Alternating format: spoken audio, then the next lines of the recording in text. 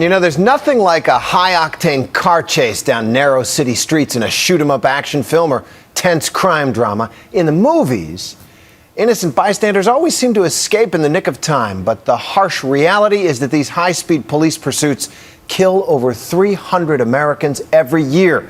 And ABC's David Wright comes to us from the car chase capital of the country, California. The thrill of the chase, an adrenaline rush. So much so that in Hollywood, movies like Too Fast, Too Furious, or Gone in 60 Seconds are little more than vehicles for the vehicles. In other movies, the car chase is what makes the drama that much more dramatic. Who could forget Popeye Doyle racing through Brooklyn in The French Connection, possibly the most famous police car chase of all. In real life, that high-speed drama happens almost every day on America's roads. Today in Dallas, police chased a big-rig truck down a Texas freeway, tossing spikes in its path to try and force it off the road. Last week in Lubbock, Texas, a toddler was bounced out the window of a careening SUV. Miraculously, the child survived. That's him there, running around on the road. And over the weekend here in Los Angeles, a real-life Fast and Furious. The driver of this Mercedes topped out at 125 miles an hour that finally crashed head-on into a family vacationing from Miami. I just remember swerving away from a car coming at me, and then I just rolled over.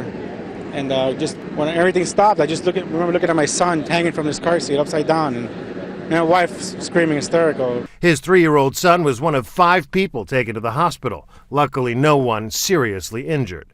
Police say the driver was under the influence, and that's often the case.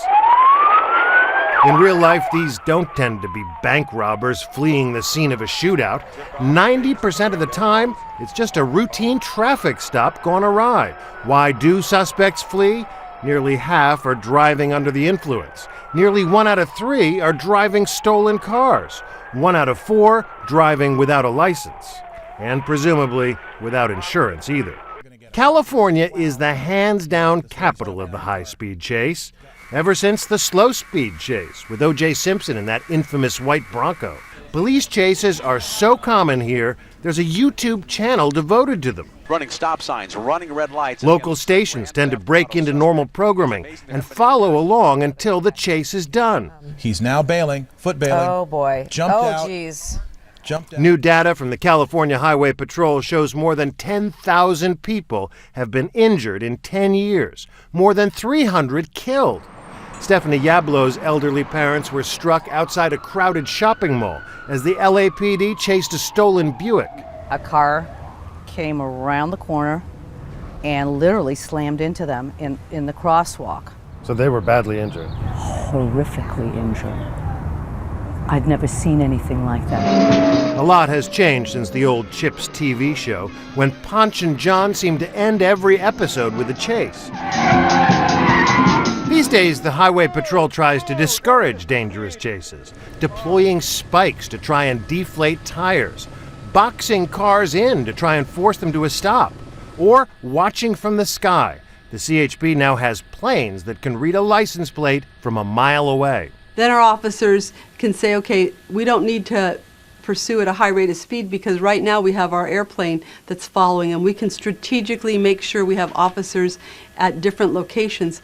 The California Highway Patrol notes that out of 4 million traffic stops last year, fewer than 0.5% ended with a motorist fleeing the scene. It's really important to realize that traffic stops are one of the most dangerous things that law enforcement officers do. We don't know what else is going on until the enforcement stop is made, and a lot of times we find out there's more serious crimes involved. But Stephany Yablow still wonders why bother chasing when it puts so many others at risk. The cops do an amazing job, but sometimes their egos and the adrenaline does get in the way, but I think they should be held to a higher standard. She and others would like to see fewer crazy car chases out on the roads.